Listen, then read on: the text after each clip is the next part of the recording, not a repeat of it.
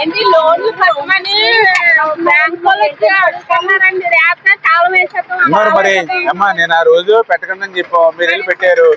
3,75,000 మీ పేరుని తీసుకున్నాడు కదా 3,75,000. ఆ 3,75,000 అంటే ఇప్పుడు వడ్డీ తోటి 5 లక్షలు అవుతుంది కదండి. 5 లక్షల రూపాయలు ఏమవ్వాలి?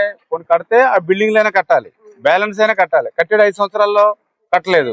కొన్ని లేదు 5 లక్షల రూపాయలు బ్యాంక్ అకౌంట్ లో ఉండాలి కదా. అక్కడ అకౌంట్ లోన్ లేవు, ఇక్కడేమో ఖర్చు పెట్టలేదు.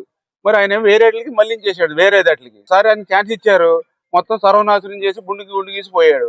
మళ్ళీ ఇదిగో మేము ఒక్కొక్కటి చేసుకుంటే ఏం చేయాలి అంటే నేను ఆ రోజు చెప్పాం, ధర్నా చేసాం, చేసాం. పెట్టకుండా 5,800 మంది ఆగిపోవాలి వాస్తవంగా. మరి 5 లక్షలు కట్టాలంటే ఇప్పుడు 150 కోట్లు మన పాలకుల్లో 150 కోట్లు తీసుకున్నారు మీ దగ్గర నుంచి. మొత్తం రాష్ట్రంలో 5,000 కోట్లు తీసుకున్నాడు. ఇప్పుడు ఇక్కడ మన ఒకటే కాదు ప్రాబ్లం.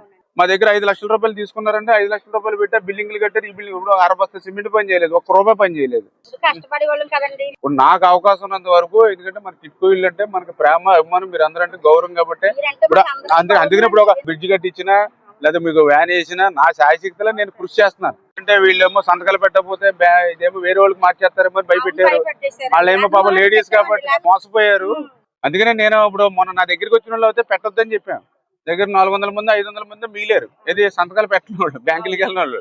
వాళ్ళు అదృష్టవంతులు అనిపించింది నాకు. నా వరకు నేను చెప్తున్నాను.